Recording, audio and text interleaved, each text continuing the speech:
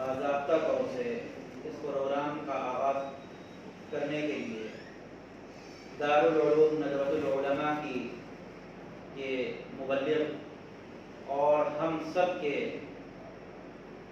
کرم فرما، ہم سب کے ساتھ ہر وقت میں ساتھ دینے والے، لکھنؤ شہر ہی نہیں بلکہ لکھنؤ سے باہر بھی ہندوستان کے اندر اپنے خطابت کے ذریعے سے پہچان بنانے والے ایک ذی علم اور قابل قدر شخصیت جناب مولانا آفتاب عالم ندوی صاحب ہمارے درمیان تشریف فرما ہیں۔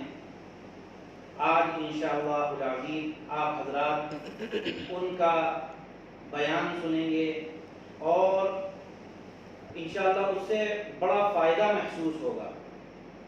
مولانا کے بیانات میں نے اکثر سنے ہیں، ساتھ بھی رہا ہے، بہت ہی نفیس گفتگو رہتی ہے اور بالکل سجی ہوئی بات رہتی ہے ان کی، لہذا میں بغیر کسی تاخیر کے اور بغیر بہت کم وقت بہت زیادہ وقت لیتے ہوئے کہ زیادہ دیر قائل نہ ہوں، میں حضرت مولانا آفتاب عالم ندوی صاحب کو دعوت دیتا ہوں کہ حضرت تشریف لائیں اور اپنے خیالات کا اظہار فرمائیں۔ مولانا آفتاب عالم ندوی صاحب۔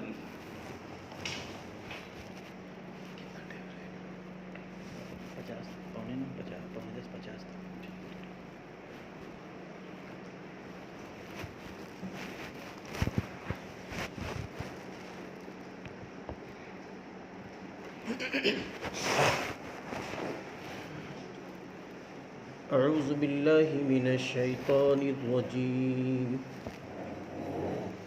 بسم اللہ الرحمن الرحیم، الحمد للہ نحمده ونستعینه ونستغفره ونؤمن به ونتوکل علیہ ونعوذ باللہ من شرور انفسنا ومن سیئات اعمالنا، من يهده الله فلا مضل له ومن يضلله فلا هادي له، ونشهد أن لا إله إلا الله وحده لا شريك له، ونشهد أن محمدًا عبده ورسوله، وصلى الله عليه وسلم تسليمًا كثيرًا كثيرًا، أما بعد، قال الله تبارك وتعالى: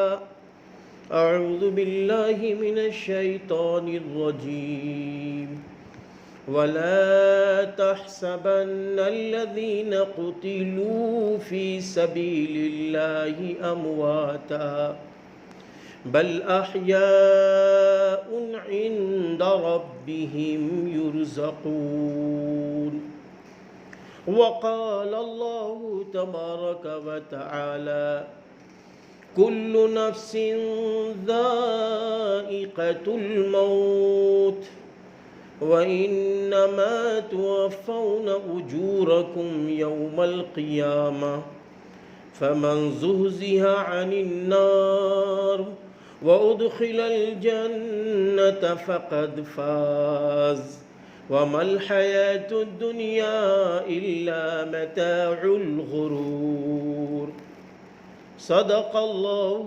العظیم۔ اللہ کے محبوب بندوں، سب سے پہلے اللہ رب العزت کا شکر ادا کرتا ہوں کہ میرے مربی حضرت مولانا عبدالولی فاروقی صاحب دامت برکاتہم کے ذہن میں، یا یوں کہیے کہ مجلس سنی عمل لکھنؤ کے ذہن میں یہ بات ڈالی کہ جہاں کرونا وائرس جیسی وبا عالمی سطح سے پھیلی ہوئی ہے، ہمارے ملک میں بھی ہے، اور کووڈ 19 کے تحت ہم جلسے نہیں کر سکتے، لیکن اس بات کی اجازت ہم کیوں نہ اپنے بڑوں سے لے لیں، یعنی شاشن و پرشاشن سے اس بات کی اجازت لے لیں کہ جس طرح سالہ سال سے ہم جلسے کرتے چلے آئے ہیں، اس سال ہم آن لائن جلسوں کا اہتمام کریں، تاکہ اللہ کے وہ محبوب بندے اور اللہ کی وہ محبوب بندیاں جو سالہ سال سے ان جلسوں میں شریک ہو کر اپنے ایمان کو تازہ کرتی رہیں، اپنے عقیدے کو درست کرتی رہیں، اپنے اللہ کو، اپنے نبی کو اور نبی کے جانثار صحابہ کو، صحابہ میں خلفائے راشدین حضرت ابو بکر صدیق رضی اللہ عنہ، حضرت عمر فاروق رضی اللہ عنہ، حضرت عثمان غنی رضی اللہ عنہ اور حضرت علی رضی اللہ عنہ، جو ہمارے سارے کے سارے خلفائے راشدین ہیں، ان کا ذکر سنو اور صحابہ کا ذکر سنو کہ انہوں نے اسلام کی سربلندی کے لیے کیا کیا مشقتیں اٹھائیں، دقتیں اٹھائیں، اور ان کے ذہن و دماغ میں یہ بات بیٹھ گئی کہ میری کامیابی، میری کامرانی اسی میں ہے جہاں میرے محبوب نبی فرما دے کھڑے ہو جاؤ وہاں کھڑے ہو جاؤ، جہاں محبوب نبی فرما دے بیٹھ جاؤ وہاں بیٹھ جاؤ۔ یہ صحابہ کے دل میں بات بیٹھ گئی تھی، اور اللہ تعالیٰ نے بھی قرآن کریم میں فرما دیا وَأَطِيعُوا اللَّهَ وَالرَّسُولَ لَعَلَّكُمْ تُرْحَمُونَ، اور اللہ کی اور رسول کی اطاعت کرو تاکہ تم پر رحم کیا جائے۔ تو ان اللہ کے محبوبوں نے عملی جامع میں اپنی زندگی کو اس طرح گزارا، 24 گھنٹے کی زندگی ایسی گزاری صحابہ کرام رضی اللہ عنہم اجمعین نے کہ آج جہاں سرور کائنات فخر دو عالم حضرت محمد عربی صلی اللہ علیہ وسلم کی ذات گرامی قرآن پاک کی تفسیر پوری زندگی آپ کی ہے، تو وہیں صحابہ اکرام رضی اللہ عنہم اجمعین کی زندگی رسول اللہ صلی اللہ علیہ وسلم کی زندگی کی تفسیر۔ تو میں تہہ دل سے پھر کووڈ-19 کے موقع پر حضرت مولانا عبدالولی فاروقی صاحب دامت برکاتہم کو اور سنی مجلس عمل لکھنؤ کو دل کی گہرائیوں سے مبارکبادی دیتا ہوں کہ یہ سلسلہ بڑا پیارا ہے، بڑا عمدہ ہے، بڑا اچھا ہے، اور انشاءاللہ اس کا نفع آگے ملتا رہے گا۔ ملک ہندوستان کے اندر جو بہت سارے مسلمان بھائی ہمارے ہیں اور مسلمہ بہنیں ہماری ہیں، وہ انشاءاللہ اس پروگرام سے سیراب ہو رہی ہیں، اور ساتھ ہی ساتھ غیر ممالک کے لوگ بھی جو مسلمان بھائی ہمارے ہیں وہ بھی اس پروگرام سے سیراب ہو رہے ہیں۔ اس لیے میں تہہ دل کی گہرائیوں سے مبارکبادی دیتا ہوں کہ یہ سلسلہ بہت اچھا ہے، اور برمحل اللہ تعالیٰ نے دل میں ڈالا کہ یہ سلسلہ شروع کیا جائے۔ میں اس اللہ کا بھی شکر ادا کرتا ہوں، اور کیوں نہ اللہ کا شکر ادا کروں۔ اللہ پاک فرماتا ہے لَإِن شَكَرْتُمْ لَأَزِيدَنَّكُمْ، اگر تم اللہ کی نعمت کو پا کر اللہ کا شکر ادا کرو گے تو اللہ نعمت کو بڑھا دے گا۔ میرے بھائیوں، میں نے کلام اللہ کی 2 آیتیں پڑھی۔ ایک وہ آیت ہے سورہ آل عمران کی جس میں شہداء کا ذکر ہے، دوسری وہ آیت پڑھی ہے جس میں موت کا ذکر ہے۔ میں آپ کو ایک بات بتانا چاہتا ہوں، دیکھو، موت اور شہادت دونوں میں تھوڑا سا فرق ہے۔ موت جس میں جان ہے اس کو آنی ہے، ہر جاندار چیز کو موت کا مزہ چکھنا ہے۔ اس دھرتی پر، اس زمین پر کوئی نہ رہے گا۔ اللہ تعالیٰ خود فرماتا ہے کُلُّ مَنْ عَلَيْهَا فان، وَيَبْقَى وَجْهُ رَبِّكَ ذُو الْجَلَالِ وَالْإِكْرَامِ. ہر چیز فانی ہے، باقی رہنے والی ذات رب کریم کی ہے، رب ذوالجلال کی ہے. دنیا میں جو انسان آیا ہے اس کو ایک دن اللہ کے پاس جانا ہے. یہاں ٹھہر کر ایک بات یہ بھی بتا دوں. وہ بات یہ ہے کہ کبھی کبھی یہ ذہن میں آتا ہے کہ یہ تو سلسلہ ہے، جو آیا ہے وہ جائے گا، جو آیا ہے وہ جائے گا. معاملہ آنے اور جانے کا نہیں ہے. معاملہ یہ ہے کہ آنے اور جانے میں معاملہ یہ ہے کہ ہم اللہ کے پاس جب جا رہے ہیں تو وہ رب کریم ہمیں کھڑا کرے گا اپنے سامنے، قیامت کے روز کھڑا کر دے گا. جہاں حضرت آدم علیہ السلام سے لے کر سرور کائنات فخر دو عالم حضرت محمد عربی صلی اللہ علیہ وسلم اور آپ کے جانثار صحابہ موجود ہوں گے. پھر رب کریم پوچھے گا ہم نے تم کو زندگی دی تھی، زندگی وہ کس کے نقش قدم پہ گزاری، کس کے طریقے کے مطابق گزاری، کس کو تم نے اپنا آئیڈیل بنایا تھا. اس کے بعد اللہ پوچھے گا کہ ہم نے تم کو جوانی دی، وہ جوانی کیسی گزاری.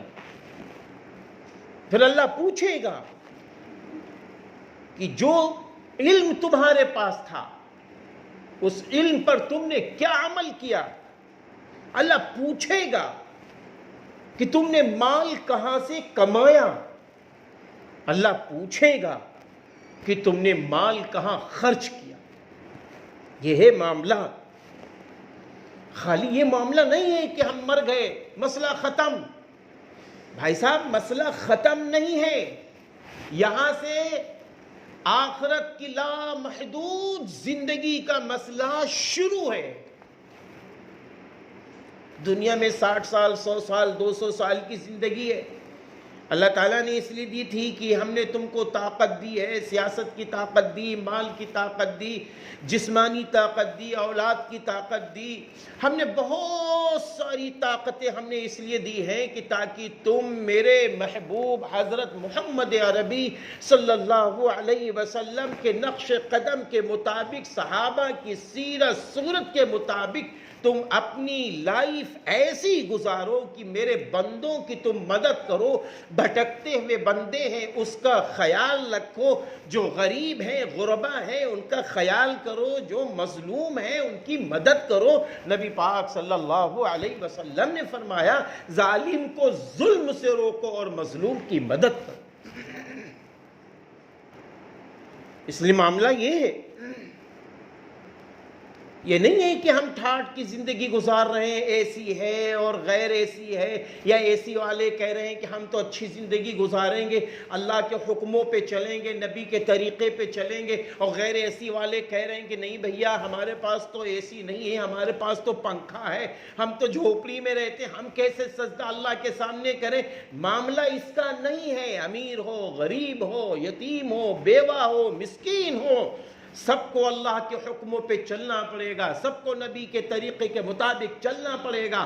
آپ دیکھیے کہ جب یہ انسان اللہ کے رسول صلی اللہ علیہ وسلم کے حکموں پر چلا، نبی کی سنتوں کو زندہ کیا، نبی کی سیرت کو زندہ کیا، نبی کے اخلاق کو زندہ کیا، نبی کے کردار کو زندہ کیا، نبی کے مزاج کو زندہ کیا، تو معلوم ہے زمانے میں وہ عزت والا بن گیا.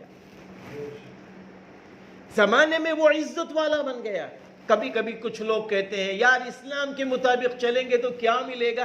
ارے میاں اسلام آپ کو بلندی دینے آیا ہے، اسلام آپ کو عزت کی راہ دکھانے آیا ہے، اسلام آپ کو خاندان میں عزت والا بنانے آیا ہے، اسلام آپ کو آس پاس کے رہنے والوں کے دلوں میں محبت دلانے آیا ہے، اسلام تو آپ کی روزی کی برکتوں کو بڑھانے آیا ہے. یہ اسلام چاہتا ہے، یہ اسلام چاہتا ہے.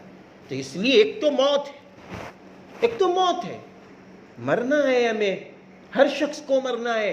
اس لیے مرنے سے پہلے ہمیں مرنے کی تیاری بھی کرنی ہے۔ آج ہمارے حضرت مولانا عبدالولی فاروقی صاحب دامت برکاتہم، حضرت مولانا مفتی اور عبدالرؤوف بھائی ہمارے رحم الدین صاحب فاروقی دامت برکاتہم، ہمارے نائب صدر مجلس سنی عمل، یہ سارے حضرات کیوں قدم اٹھا رہے ہیں، آن لائن پروگرام کیوں کر رہے ہیں؟ اس لیے کہ ہماری زندگی کی تاریخ ایسی بن جائے کہ ہمارے قلم سے، ہماری تحریر سے، ہماری سوچ سے، ہماری فکر سے اور ہمارے کارناموں سے انسان کو نفع مل جائے، انسان اللہ سے جڑ جائے، انسان نبی سے جڑ جائے، انسان صحابہ سے جڑ جائے، انسان اللہ کے محبوبوں سے جڑ جائے، انسان برے کاموں سے بچ جائے، انسان تمام بے حیائی کی باتوں سے بچ جائے، انسان اللہ کی نافرمانی سے بچ جائے۔ تو جب انسان ایسا نہیں کرے گا اور اللہ کے حکموں پہ چلے گا تو یہ انسان کو بھی نفع ملے گا اور بعد مرنے کے ہم سب کو نفع ملے گا۔ یہ ہے موت۔ جس کے سامنے یہ فکر ہوتی ہے وہ بے تاب ہوتا ہے، وہ بے قرار ہوتا ہے کہ ہمیں انسانوں کو اچھا رخ دکھانا ہے، ہمیں انسانوں کو اچھی راہ دکھانی ہے۔ اس لیے میرے بھائیوں، ایک تو موت ہے، موت کے لیے اللہ تعالیٰ نے قرآن میں کیا فرمایا؟ کُلُّ نَفْسٍ ذَائِقَةُ الْمَوْتِ، ہر جاندار چیز کو موت کا مزہ چکھنا۔ وَإِنَّمَا تُوَفَّوْنَ أُجُورَكُمْ يَوْمَ الْقِيَامَةِ، اللہ تعالیٰ کہتا ہے اور قیامت کے دن پورا بدلہ دے دیا جائے گا۔ فَمَنْ زُحْزِحَ عَنِ النَّارِ وَأُدْخِلَ الْجَنَّةَ فَقَدْ فَازَ۔ آگے اللہ تعالیٰ فرماتا ہے اور اللہ جس کو جہنم سے بچا لے، اللہ جس کو جنت میں داخل کر دے، فقد فاز، بس وہ کامیاب ہو گیا۔ اے انسانوں، اس کامیابی کی طرف ہمیں بڑھنا ہے۔ جلسوں کے ذریعے یہی چاہا جا رہا ہے، اس کامیابی کو پانے والے بنو، ایسی زندگی گزارو، امیر ہو، غریب ہو، عالم ہو، فاضل ہو، ڈاکٹر ہو، انجینئر ہو، پروفیسر ہو، کیسے بھی ہو، جس محکمے میں بھی ہو، ایسی زندگی گزارو جس زندگی پر میرا اللہ دیکھ کے خوش ہو رہا ہو، میرے نبی خوش ہو رہے ہیں۔ اب آپ فرما رہے ہوں گے کہ یار اگر ہم لوگ آپس میں مل جل کر رہ رہے ہیں، شوہر بیوی ایک دوسرے کا حق ادا کر رہے ہیں، تو کیا اللہ خوش ہوتا ہے؟ ارے بھائی، رسول اللہ صلی اللہ علیہ وسلم کا ارشاد گرامی ہے، آپ نے فرمایا کہ جب شوہر اپنی بیوی کا حق ادا کرے، بیوی اپنے شوہر کا حق ادا کرے، تو کیا ہوتا ہے؟ اللہ اس جوڑے سے بہت خوش ہوتا ہے۔ یہ اسلام ہے۔ تو اس لیے ہمیں ایسی زندگی گزارنی ہے کہ جب ہماری موت ہو، ہم اللہ کے پاس جا رہے ہوں، ہمارا جنازہ نکل رہا ہو، تو پیچھے کے لوگ یہ کہہ رہے ہوں کہ یہ غریبوں کا مسیحا جا رہا ہے، یہ یتیموں کا مسیحا جا رہا ہے، یہ وہ شخص ہے کہ جس کی وجہ سے ہزاروں انسانوں کے گھر آباد ہو گئے، یہ وہ شخص ہے جس کی وجہ سے لاکھوں انسانوں کے گھر جو اجڑ رہے تھے اجڑنے سے بچ گئے، یہ وہ شخص ہے کہ جب لاک ڈاؤن آیا تھا تو اس میں اس نے انتھک کوشش کی، ایک دوسرے کی مدد کی، وہ چاہے ہمارا ہندو بھائی ہو، سکھ بھائی ہو، عیسائی بھائی ہو، یہودی بھائی ہو، کوئی بھی ہو یا مسلم بھائی ہو، اس نے انسان کو دیکھا ہو، ایک دوسرے کی مدد کی تھی۔ ایسا ہمارا ماحول بننا ہو، ایسا مزاج ہمارا ہو، ایسی لائف ہماری ہو۔ ان جلسوں سے یہی تو چاہا جاتا ہے۔ جلسے شہدائے اسلام سے کیا چاہا جاتا ہے؟ یہی جو جلسے کا آپ بینر دیکھ رہے ہیں، جلسے سے کیا چاہا جاتا ہے؟ حضرت عمر فاروق رضی اللہ عنہ کی زندگی کا ذکر کیوں کیا جا رہا ہے؟ حضرت ابو بکر صدیق رضی اللہ عنہ کی زندگی کا ذکر کیوں کیا جا رہا ہے؟ حضرات صحابہ کرام رضی اللہ عنہم اجمعین کی زندگی کا ذکر یہاں کیوں ہوتا ہے؟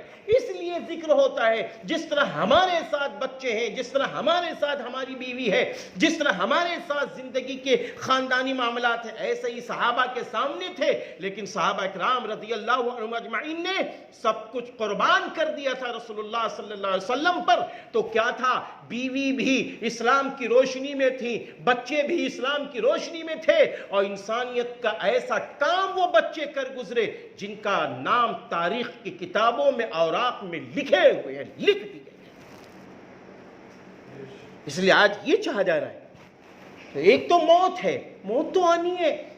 تو میں نے یہ کمیدی باتیں اس لیے رکھی کہ لوگ کہتے ہیں یار مر جانا ہے، چلے جانا ہے۔ ایک صاحب کہنے لگے یار قبرستان گئے تھے اور وہاں جب ہم پہنچے تو وہاں پر کیا ہوا کہ یہ ہوا کہ قبر مجھے کھدوانا ہے تو میں نے ہڈیاں دیکھی، تو کہنے لگے یار تقریر تو بہت کچھ سنتے تھے، یہاں تو ہڈیاں نظر آ رہی ہیں۔ تو میں نے کہا اللہ کے محبوب یہ بتاؤ، جس چیز کو پہلے نہیں بنایا گیا تھا اس کا بنانا مشکل ہے، یا جس چیز کو بنا دیا گیا ہے اس کے بعد توڑ کے اس کا بنانا مشکل ہے؟ تو کہنے لگے جس کو نہیں بنایا گیا تھا اس کا بنانا مشکل ہے۔ تو ہم نے کہا بھائی جب انسان نہیں بنا تھا تو اللہ رب العزت کو بنانا کتنا آسان ہوا، کہ کتنا خوبصورت انسان، کتنی پیاری ناک، کتنا پیارے ہاتھ، کتنے پیارے پیارے ہاتھ، آنکھ، ناک، کان، زبان بنا دیا اللہ تعالیٰ نے۔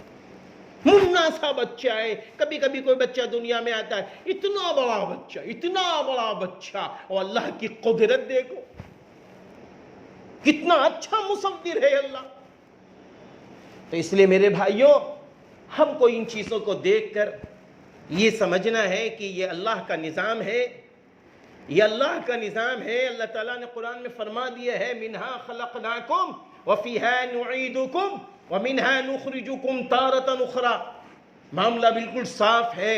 اس لیے اے میرے بھائیوں، ایک ہے موت تو سب کو آئے گی، لیکن شہادت بھئی سب کو تو نہیں ملتی، جسے اللہ چاہے۔ صحابی رسول حضرت خالد بن ولید رضی اللہ عنہ، اللہ اکبر، اتنے جلیل القدر صحابی ہیں، اللہ اکبر، لیکن جب وہ دنیا سے جا رہے ہیں تو دنیا کی ظاہری وہ شہادت نہیں مل رہی ہے، نہیں مل رہی۔ کہاں ملی؟ بستر پر ہیں اور اللہ کو پیارے ہو گئے، بستر پر ہیں اللہ کو پیارے ہو گئے۔ میرے بھائیوں، یہی وہ شہادت ہے۔ میں نے قرآن کریم کی جو آیت پڑھی ہے، یہی وہ شہادت ہے کہ آپ صلی اللہ علیہ وسلم نے ارشاد فرمایا کہ جب غزوہ احد کے بہت سارے صحابہ اللہ کو پہنچ گئے، اللہ کے پاس پہنچ گئے، بہت سارے صحابہ شہید ہو گئے، تب اللہ تعالیٰ نے کیا کیا؟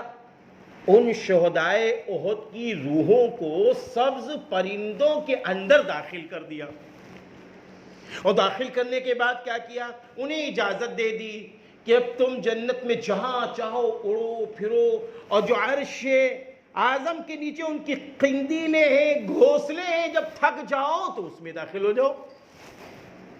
اللہ اکبر۔ جب یہ نعمتیں ان شہداء کی روحوں نے دیکھا، بس ان کی زبان سے جملے نکلے، اے کاش کوئی شخص میری یہ نعمتیں میرے ان بھائیوں تک پہنچا دے، میرے ان بھائیوں تک پہنچا دے جن بھائیوں نے میرے آنے کے بعد غم کا ارادہ کیا ہے۔ ان کو کوئی بتا دے کہ غم نہ کرو، بلکہ تم رسول اللہ صلی اللہ علیہ وسلم کے نقش قدم کے مطابق چلو، اللہ کے حکموں کے مطابق چلو، اور انسانیت کو زندہ کرنے کے لیے، پیام انسانیت کو عام کرنے کے لیے، ایمان کے جھنڈے کو بلند کرنے کے لیے جیسی جیسی ضرورت پڑ جائے قربانی دیتے جاؤ۔ اللہ کے وہاں یہ انعامات ہیں۔ تو اللہ رب العزت نے فوراً فرمایا کہ دیکھو ہم تمہارا یہ پیغام دنیا میں بھیجتے ہیں۔ اللہ رب العزت نے حضرت جبریل علیہ السلام کے ذریعے پھر سورہ آل عمران کی یہ آیت وَلَا تَحْسَبَنَّ الَّذِينَ قُتِلُوا فِي سَبِيلِ اللَّهِ أَمْوَاتًا بل احیاء عند ربهم یرزقون. اور اللہ کی راہ میں جو قتل کیے گئے ہیں ان کو مردہ گمان مت کرو، بلکہ وہ زندہ ہیں، وہ رب کریم کے پاس سے رزق پا رہے ہیں. میرے بھائیوں، مردہ گمان نہ کرو، مردہ گمان نہ کرو. میں نے اپنے ایک سنی بھائی کو دیکھا، رمضان کا جب مہینہ آیا تو اسے بیٹھے ہوئے تھے، بیٹھے بیٹھے کہنے لگے ایک بات بتائیے. ہم نے کہا کیا؟ کہنے لگے بات بتائیے کہ یہ محرم کا مہینہ غم کا ہے. میں نے کہا بھائی ہم تو آپ کو جو بات بتائیں گے وہ حضرت حسین رضی اللہ عنہ کے نانا جان کی بات بتائیں گے. کہنے لگے ضرور بتائیے. میں نے کہا رسول اللہ صلی اللہ علیہ وسلم نے ارشاد فرمایا محرم الحرام کا مہینہ اللہ والا مہینہ ہے، عظمتوں والا، برکتوں والا، رحمت والا، اللہ کی مدد والا مہینہ ہے. اور نبی نے یہاں تک فرمایا رمضان المبارک کے روزوں کے بعد اگر سب سے افضل کوئی روزے ہیں تو وہ محرم الحرام کے روزے ہیں. اور آپ صلی اللہ علیہ وسلم جب مدینہ المنورہ تشریف لے گئے تو آپ نے 10 محرم کا روزہ رکھا. اس کے بعد فرمایا کہ ہاں یہاں پر اس وجہ سے لوگ روزہ رکھتے ہیں، حضرت موسیٰ علیہ السلام کی محبت میں ہم ان سے زیادہ حضرت موسیٰ علیہ السلام سے محبت کرتے ہیں، اس لیے آئندہ ہم 9، 10 اور ایک روایت میں ہے 10 اور 11 روزہ رکھیں گے. تو یہ ہے محرم کا مہینہ، یہ ہے محرم کا مہینہ. اور محرم کے مہینے کی تاریخ اتنی اعلیٰ و بالا تاریخ ہے جس کی تو کوئی حد ہی نہیں ہے. میرے بھائیوں جب یہ دنیا قائم ہوئی اس سے پہلے محرم الحرام کی تاریخ زندہ تھی، زندہ تاریخ تھی. آپ دیکھیے نا کہ رسول اللہ صلی اللہ علیہ وسلم کے ارشاد گرامی کیا ہے کہ پہلے پیغمبروں کو اللہ تعالیٰ نے انہی تاریخوں میں، حضرت یونس علیہ السلام کو مچھلی کے پیٹ سے نکالا 10 محرم الحرام، حضرت موسیٰ علیہ السلام کو فرعون سے نجات دی 10 محرم الحرام کو، حضرت ایوب علیہ السلام کو بہت بڑی بیماری سے نجات دی 10 محرم الحرام،